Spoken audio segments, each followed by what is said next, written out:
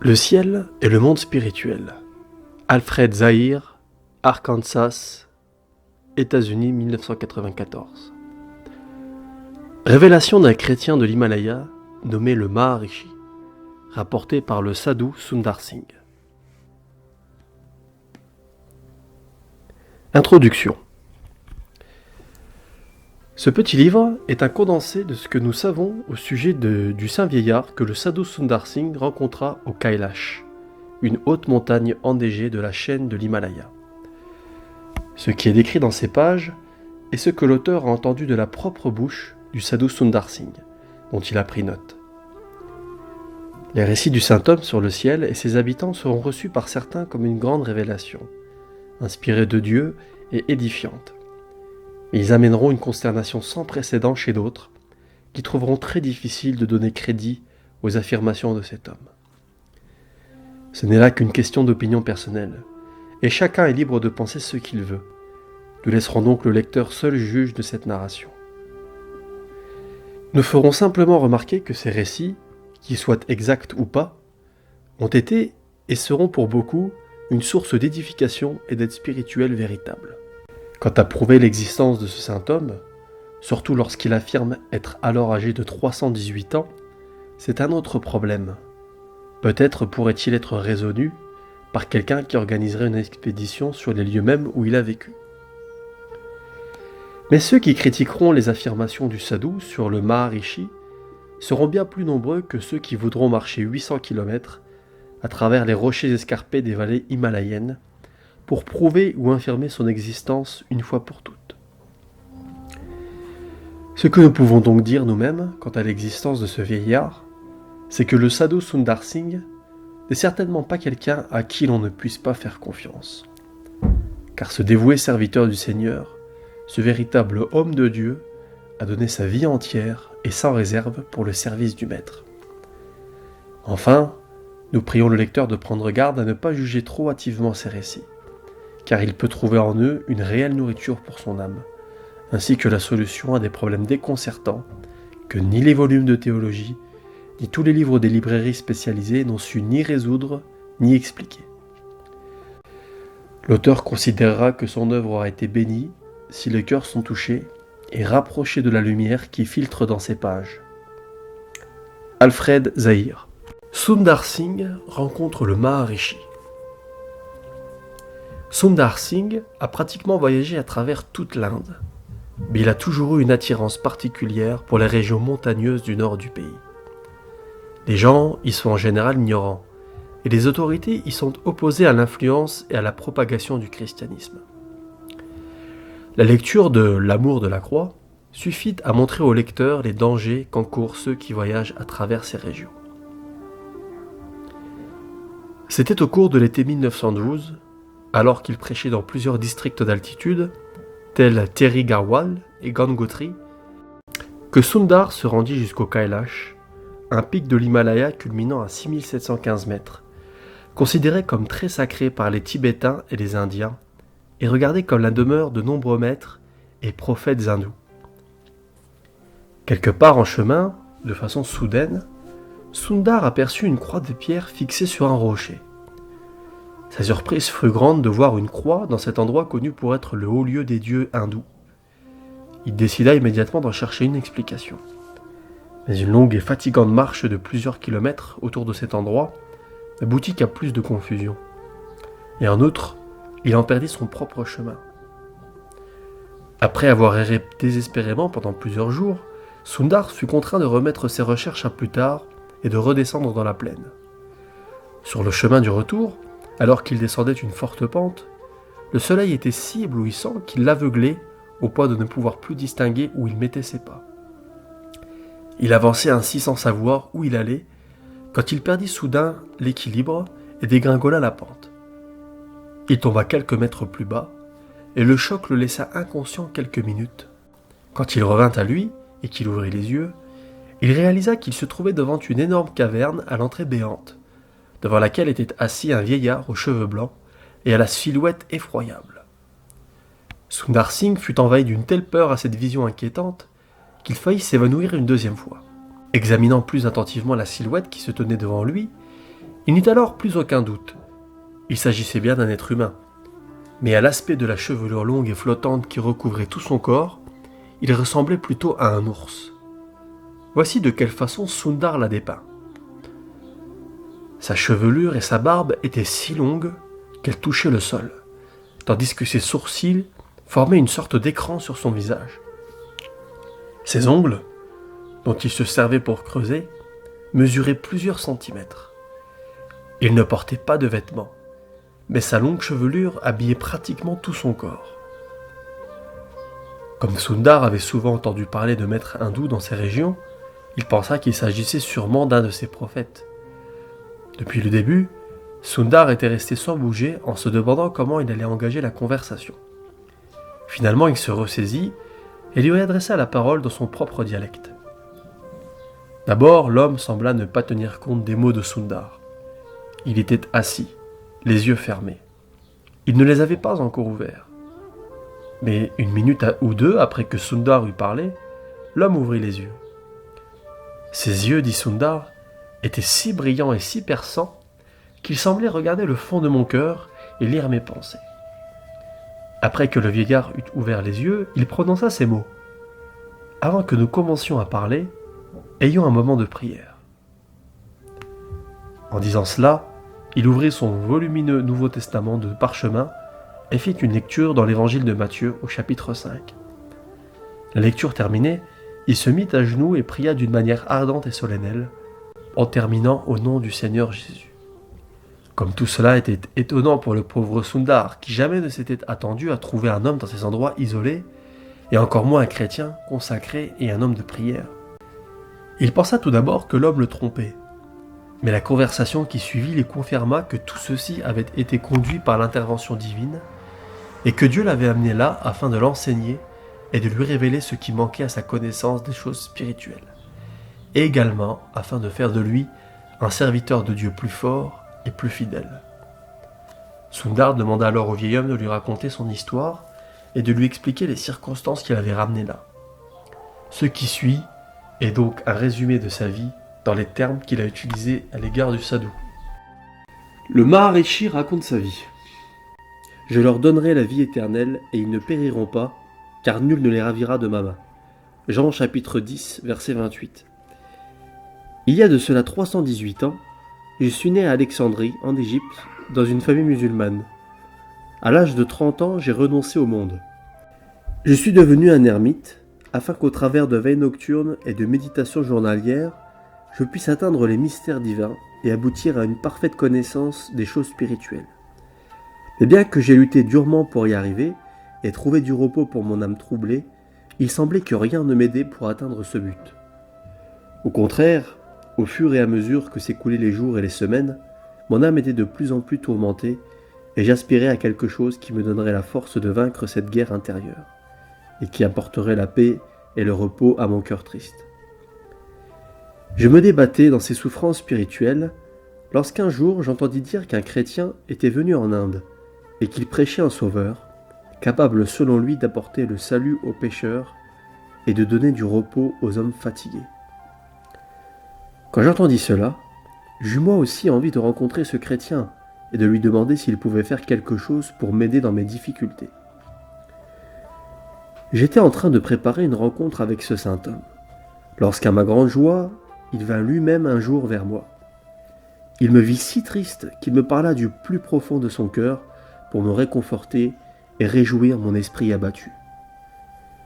Dans sa conversation, il me parla beaucoup du Seigneur Jésus, de la vie simple et exemplaire qu'il avait vécue sur la terre, de son pouvoir de sauver les pécheurs, de son amour et de son intention pour les perdus et les délaissés. L'amour et la sympathie de cet homme de Dieu, et le peu qu'il me dit au sujet de Jésus, affectèrent étrangement mon cœur. Je devins conscient d'une forte conviction intérieure que le moment était proche où mon épreuve allait prendre fin et où j'allais enfin atteindre cette paix du cœur et cette joie de l'âme que j'avais si longtemps cherchée, mais en vain. Après cette première visite, ce chrétien m'en fit plusieurs autres. Il me parla davantage de Jésus-Christ et de son pouvoir de salut. Plus j'en entendais et j'en apprenais à propos du Sauveur, plus mon cœur était conquis par lui. Finalement, plus aucun doute sur le fait que Jésus, et Jésus seul, pouvait apaiser mon âme troublée et m'introduire dans la paix et la joie. Je reçus le baptême de mon maître et je devins chrétien. Aussitôt, une joie nouvelle entra dans mon âme et je reçus un désir ardent d'aller parler à d'autres du Sauveur de mon âme. Aussi, je priai mon maître d'accepter que je le suive dans sa tournée d'évangélisation à travers le pays, afin que je puisse aussi en apprendre davantage et être fortifié dans la foi. Il accepta ma requête avec joie, et je suivis le saint homme dans sa tournée.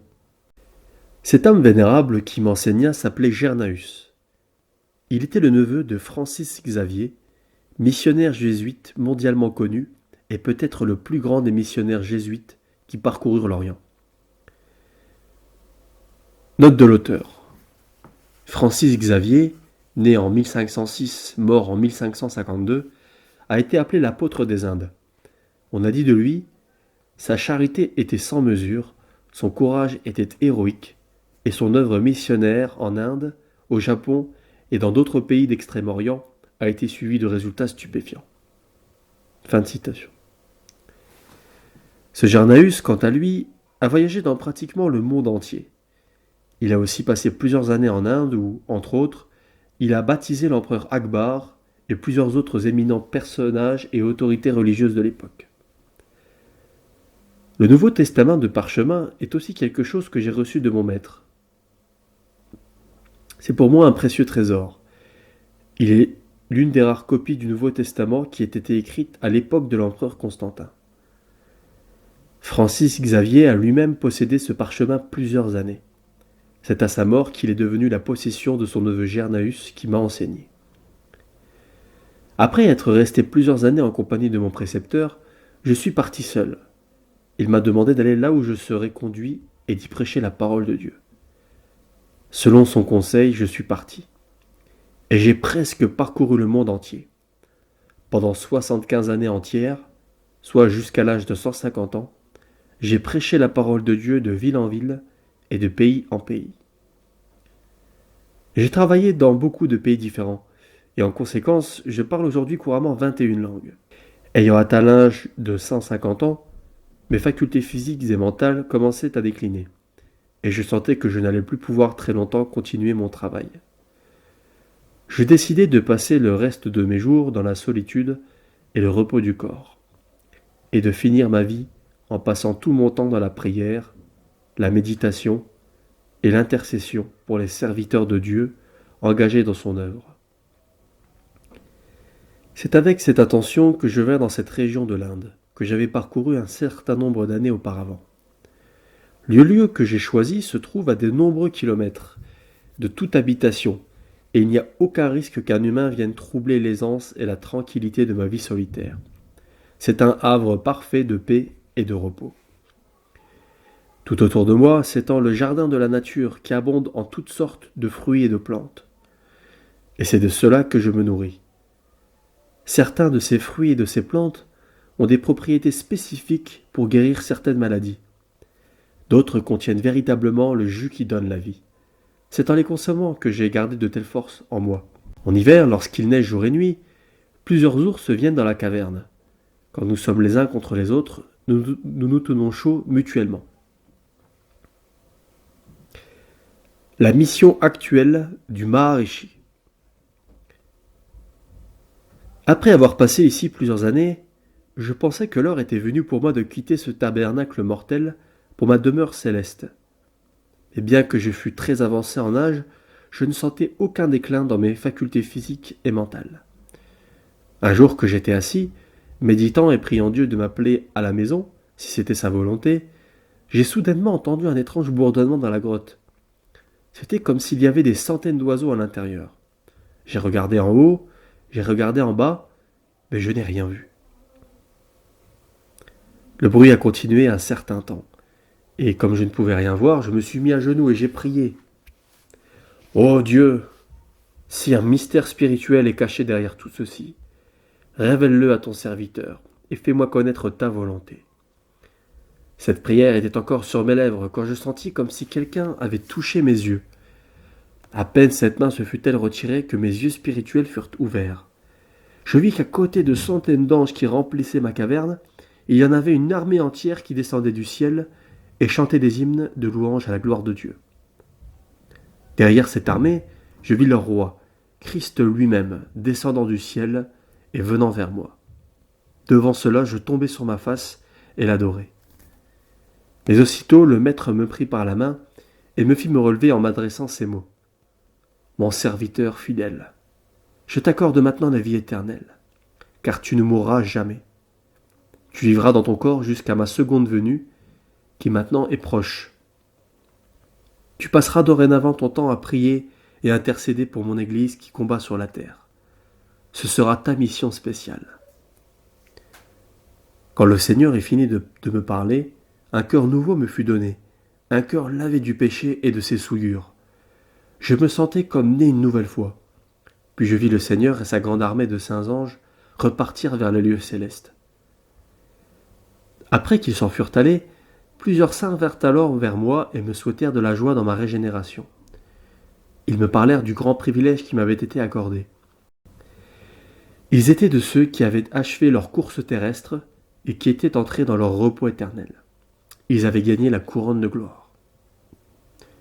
Depuis ce jour, certains de ces saints sont toujours avec moi. Ils m'aident à accomplir les tâches qui m'ont été confiées par Dieu.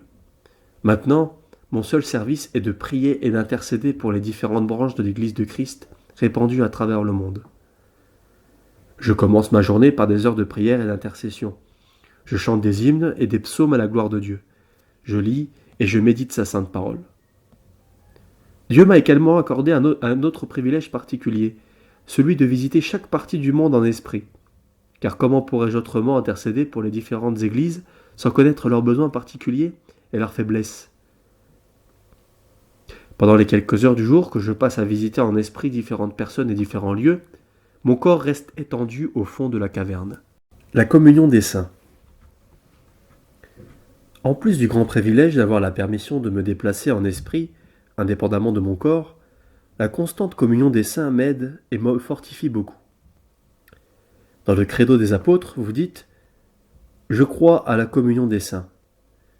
Non seulement je crois, mais je vois cette merveilleuse communion, chaque jour, à chaque heure, avec mes yeux spirituels. Juste avant que tu viennes, François d'Assise, Linus et Polycarpe étaient présents avec moi dans l'esprit. Linus est le saint qui est le véritable auteur de l'imitation de Jésus-Christ, dont on a confié par erreur l'origine à Thomas, à Kempis. Mais Linus n'est pas affecté par cette fausse attribution, car il dit que le seul objet de son travail était de glorifier le nom de Jésus-Christ. Et ce but a été atteint. Après tout, dit-il, qui étais-je pour avoir pu écrire des choses aussi profondes ? C'était sous l'inspiration de Christ que je les ai écrites. Aussi, que la gloire lui revienne. La relation entre l'âme et le corps. Au cours de la conversation, le Maharishi fait remarquer que son esprit avait non seulement la permission de voyager sur la terre, mais qu'il avait aussi parfois accès au ciel. Sundar fut grandement surpris en entendant cela. Il demanda au rishi comment un esprit pouvait voyager indépendamment du corps, puis y retourner. Voici ce qui lui fut répondu. La relation entre le corps et l'âme est si ténue que le langage humain ne peut la décrire, ni l'intelligence la comprendre. Pour qu'il se produise une séparation complète et définitive de l'âme et du corps, le brisement de ce fin lien est indispensable. Les textes suivants te confirmeront ce que je dis et te diront également qu'une séparation temporaire entre l'âme et le corps n'est pas impossible. Même l'Écriture en rend témoignage. Examine attentivement les textes suivants. Ecclésiaste chapitre 12 verset 8. Avant que le cordon d'argent se détache, avant que la poussière retourne à la terre comme elle y était, et que l'esprit retourne à Dieu qui l'a donné. 2 Corinthiens chapitre 12 versets 2 à 4. L'apôtre dit « Je connais un homme en Christ qui fut, il y a 14 ans, ravi jusqu'au 3e ciel. Si ce fut dans son corps, je ne sais. Si ce fut hors de son corps, je ne sais. Dieu le sait. Et je sais que cet homme fut enlevé dans le paradis et qu'il entendit des paroles ineffables qu'il n'est pas permis à un homme d'exprimer. » 1 Corinthiens, chapitre 5, versets 3 et 4, l'apôtre dit « Pour moi, j'étais absent de corps, mais présent d'esprit. J'ai déjà jugé comme si j'étais présent. » Épître aux Colossiens, chapitre 2, verset 5, l'apôtre dit à nouveau « Car si je suis absent de corps, je suis avec vous en esprit, voyant avec joie le bon ordre qui règne parmi vous et la fermeté de votre foi en Christ. » En 2 Rois, chapitre 5, verset 26, Élisée dit à son serviteur Géasi, qui est parti en courant après Naaman, « Mon esprit n'était pas absent lorsque cet homme a quitté son char pour venir à ta rencontre. » Ces textes de la Bible suffisent à prouver que le privilège du Maharishi de se déplacer en esprit hors de son corps n'est pas contraire à la parole de Dieu. De plus, le Rishi a relaté plusieurs faits avec une précision extrême, des faits qui sont arrivés au sadhu à des centaines de kilomètres du Kailash. Il a raconté par exemple au sadhu comment ce dernier avait dormi une nuit avec une panthère, comment une autre fois il avait rencontré un homme étrange qui tenait un agneau. Il lui relata également avec exactitude le déroulement de l'accident survenu au sadhu alors que celui-ci était en chemin pour le Kailash, et comment, en tombant, il s'était cassé l'ongle du gros orteil. De plus, il raconta au sadhu que plusieurs jours avant son arrivée à la grotte, il savait qu'il viendrait, et c'était pour cela qu'il l'avait trouvé. Ce n'est pas quelque chose de très habituel, dit le rishi. J'étais absent d'ici pendant tout le temps qu'a duré ton chemin jusqu'ici. Le Maharishi explique son véritable nom. Et vous connaîtrez que je suis en mon Père, et vous en moi, et moi en vous. Jean chapitre 14, verset 20. En entendant ces choses merveilleuses que seul, c'était maintenant sûr, un serviteur de Dieu véritable et consacré pouvait connaître et rapporter, le sadhu acquit bientôt la conviction que ce vieil homme était un grand prophète et un homme spirituel très profond. Mais afin d'en avoir une confirmation absolue, il poussa plus loin son investigation en posant au saint homme un certain nombre de questions. Pour chacune d'elles, il reçut une réponse qui lui donna entière satisfaction, et toutes ces réponses étaient étonnamment judicieuses. Mais l'explication que le rishi lui donna au sujet de son nom est peut-être la plus merveilleuse de toutes. À la question du sadhu, « Comment t'appelles-tu » le rishi répondit ceci. Quand j'étais un homme pareil à tous les autres, j'avais un nom terrestre. Mais maintenant, je ne suis plus comme les autres hommes. Mon nom est chrétien. Regarde le mot pécheur, sin en anglais, qui était mon ancienne condition. J'avais alors une nature de pécheur comme l'ont tous les êtres humains. Mais maintenant, le i, moi en anglais, a été changé en o, le cercle. C'est-à-dire qu'une vie sans limite est venue en moi, qui n'a ni commencement ni fin. Ce qui était sin, pécheur, s'est changé en son, fils. Le Seigneur Jésus habite en moi. Il n'a ni commencement ni fin, il est le même hier, aujourd'hui et éternellement. Maintenant, par sa grâce, je suis mort au péché, mais vivant en mon Sauveur Jésus-Christ. À lui soit la louange et la gloire, maintenant et à jamais. Amen. Relation entre le monde matériel et le monde spirituel. Après avoir donné cette brève explication de la signification de son nom, le Maharishi décrivit différentes scènes auxquelles il eut l'occasion d'assister en esprit. Certaines sont relatées ci-après en ses propres termes. Vainqueur ou vaincu. Beaucoup de gens semblent penser que ce qu'ils font dans le secret n'est connu de personne, excepté d'eux-mêmes. Mais rappelez-vous les paroles de Dieu et ce que le Seigneur Jésus lui-même a dit. Car il n'y a rien de caché qui ne doive être découvert, ni de secret qui ne doivent être connus. Matthieu chapitre 10, verset 26.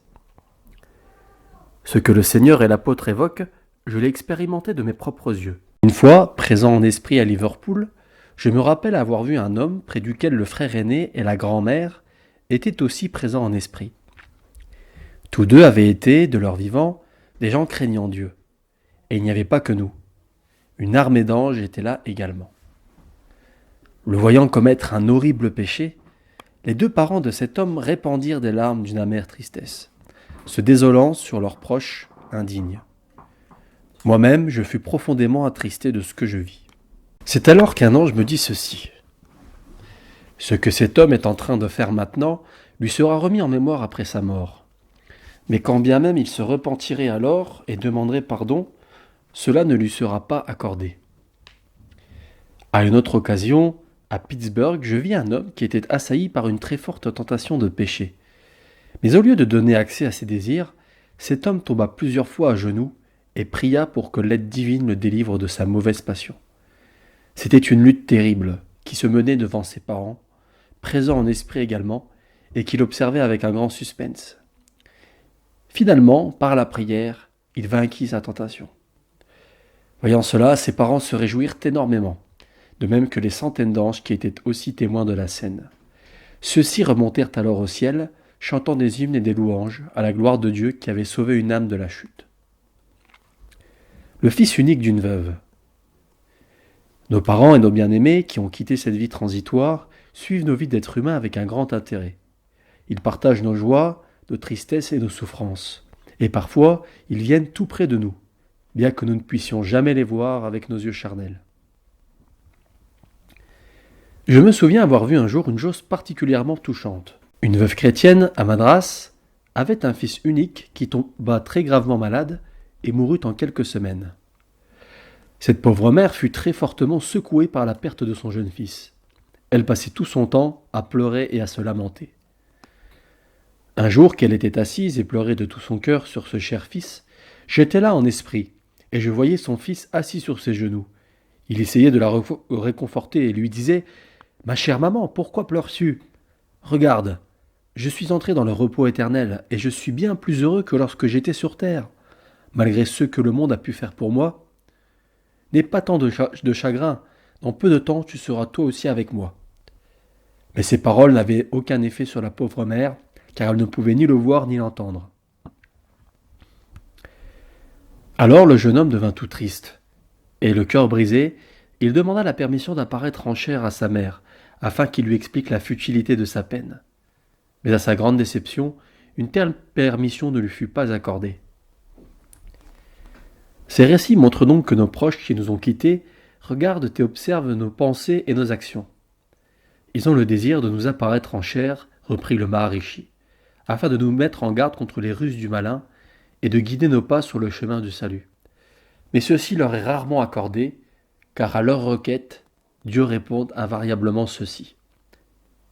Ils ont maintenant, sur la terre, beaucoup de mes serviteurs bien-aimés, qu'ils apprennent les choses à partir de leur vie et de leurs enseignements. On se souviendra que notre Seigneur Jésus lui-même a enseigné un jour une leçon similaire. Luc chapitre 16, versets 19 à 31. Qu'en voulant épargner à ses proches les tourments qui étaient sa part, le mauvais riche implora Abraham afin qu'il envoie quelqu'un en rendre témoignage à ses frères. Il reçut d'Abraham cette réponse. Ils ont Moïse et les prophètes. Qu'ils les écoutent. Nos anges gardiens. Chaque serviteur fidèle du Seigneur, dit encore le Maharishi, bénéficie de l'aide des anges gardiens que Dieu lui a affectés. En permanence, ils sont avec lui pour le secourir et le réconforter dans les moments de faiblesse et de désespoir. Nul ne peut voir ces anges, excepté ceux, très peu nombreux, qui s'immergent dans l'amour divin au point d'avoir leurs yeux spirituels partiellement ouverts. Alors, de temps en temps, ils saisissent quelque aperçu du monde spirituel et ils commencent à comprendre les mystères de la communion des saints. À part un groupe particulier d'entre eux, la plupart des esprits bénéficient de la plus entière liberté de visiter n'importe quel endroit de la terre. Mais il est rare qu'on entende parler d'esprits célestes qui apparaissent à des êtres humains. Ceci devient d'ailleurs nullement d'une quelconque restriction imposée par Dieu. La seule raison, c'est que leur nature céleste, exempte de péché, leur donne une aversion naturelle à l'égard de la nature souillée des êtres humains. L'odeur même du péché, autant que le péché lui-même, est répugnante à leur nature céleste. Aussi cela leur est-il très déplaisant et pénible d'être appelés par les hommes. Par exemple, quand Saül appela l'esprit de Samuel, Samuel dit à Saül « Pourquoi m'as-tu troublé en me faisant monter ?» 1 Samuel chapitre 28, verset 15. D'un autre côté, les mauvais esprits ne sont que trop prêts à s'immiscer dans les affaires humaines. Et du fait que leur nature profonde soit le péché, ils les brûlent d'un ardent désir de satisfaire cette nature pécheresse. Mais comme il leur est impossible d'avoir eux-mêmes un corps physique, c'est lorsqu'un être humain commet un péché que leur ville convoitise en tire quelque profit. Ils trouvent là également une certaine satisfaction dans l'assouvissement de leur propre passion. Du reste, la connaissance qu'ils ont de leur destin après le jour du jugement rend ces mauvais esprits désespérément misérables.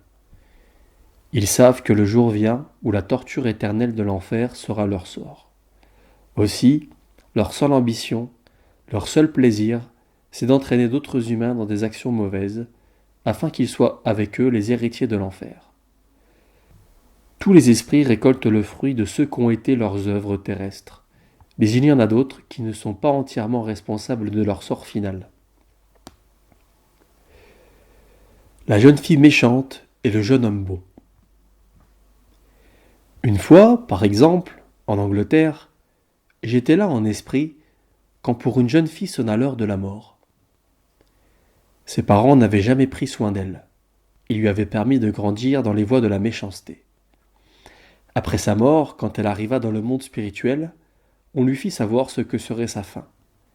À ceci, elle s'emporta vivement, et dans sa colère et son désespoir, elle se mit à maudire ses parents qui ne l'avaient jamais réprimandée dans ses mauvaises actions, ni avertie de leurs conséquences. Une autre fois, j'ai vu un garçon qui avait été très bien élevé et très bien enseigné par des parents chrétiens. Quand à sa mort il vit qu'il avait hérité la joie et la paix éternelle, il se sentit profondément reconnaissant envers son père et sa mère, qui avaient guidé ses pas dans la droiture et l'avaient conduit sur le sentier de la vie éternelle. Elle tient les clés de l'âme en sa mission de mère. Elle forge de l'enfant le jeune caractère. Son aimante attention produira un chrétien de qui n'aurait pu être qu'un sauvage païen. La destinée des athées et des agnostiques. Évoquant le monde spirituel, le saint vieillard relata les faits troublants qui vont suivre afin de décrire la destinée finale de ceux qui nient l'existence de Dieu. Suton, savant genevois. Un certain savant genevois nommé Suton niait l'existence de Dieu. Il croyait que l'âme et la vie n'étaient qu'une seule et même chose, et qu'il n'y avait aucune forme de vie dans l'au-delà. Aussi étrange que cela puisse paraître, la femme de cet homme était une chrétienne profonde et fervente, et ses enfants, qui avaient été élevés sous l'influence maternelle, étaient eux aussi des chrétiens craignant Dieu.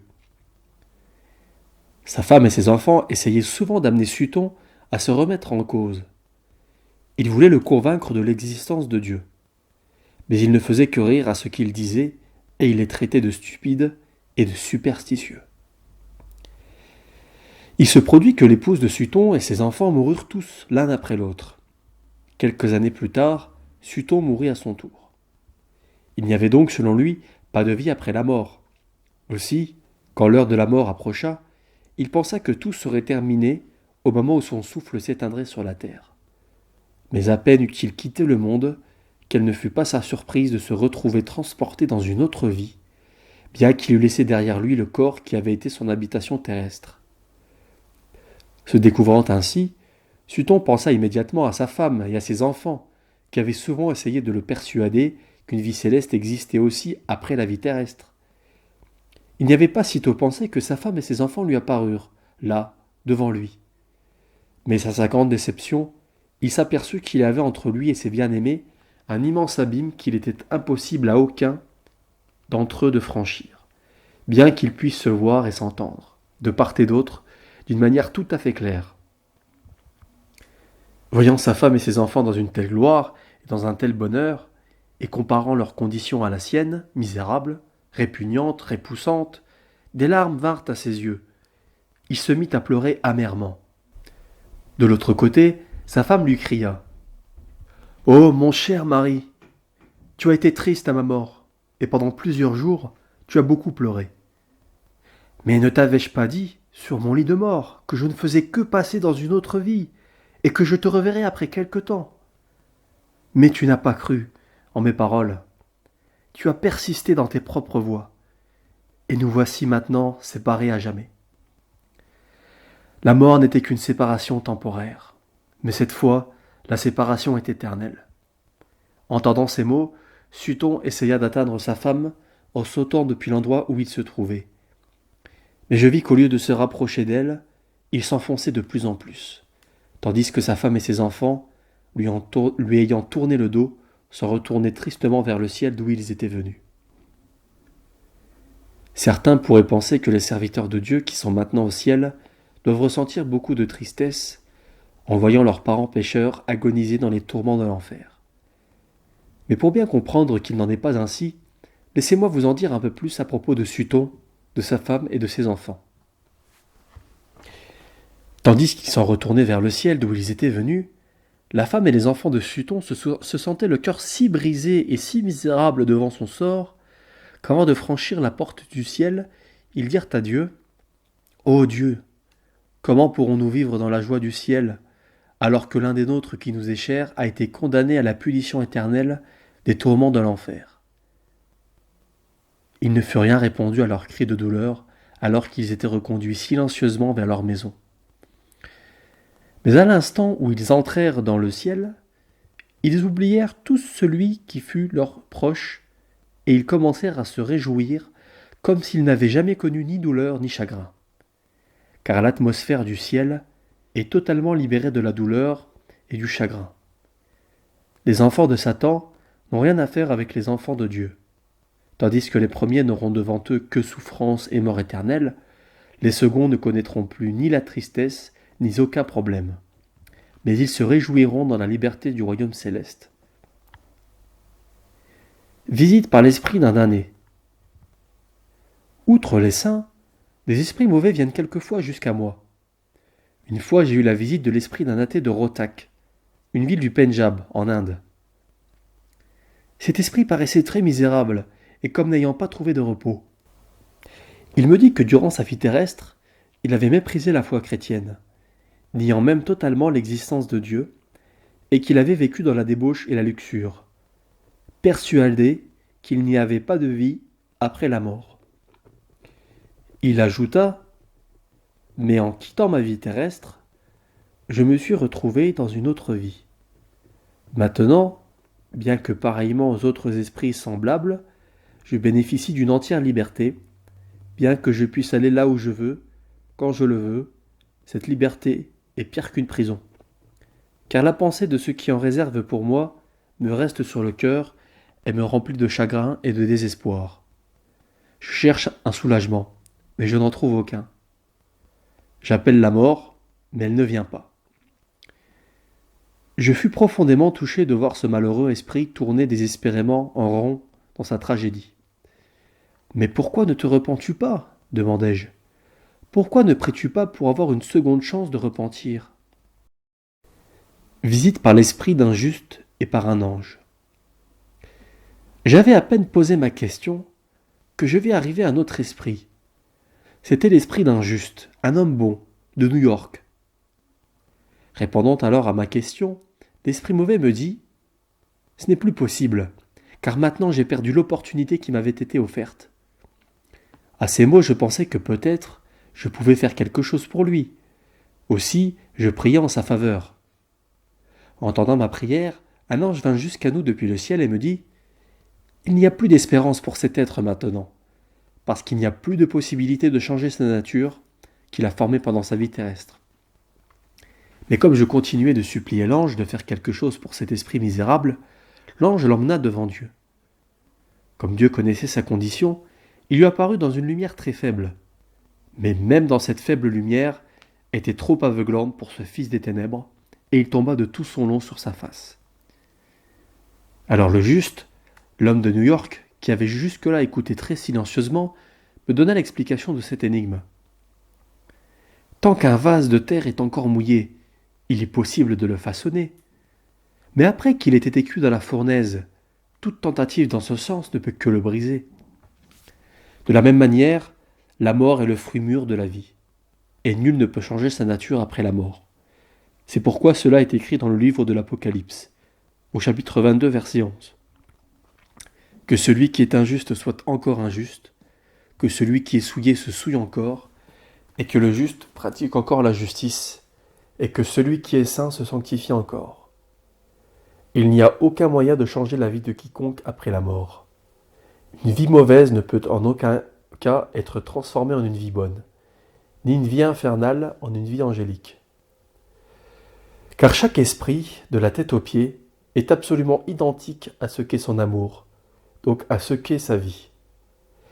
Transformer sa vie en son contraire serait détruire complètement l'esprit. L'homme, après la mort, continue à être semblable à ce qu'il a été sur la terre. Personne dans le monde spirituel ne peut se soustraire à ses désirs, parce que ses désirs appartiennent à son amour. Son amour appartient à sa volonté appartient à sa nature, et chacun agit conformément à sa nature. À la mort, bien qu'il laisse derrière lui son corps, l'homme garde et emporte avec lui dans le monde spirituel sa nature, qui est sa vie. C'est pourquoi l'anéantissement de sa nature signifierait l'anéantissement même de son existence.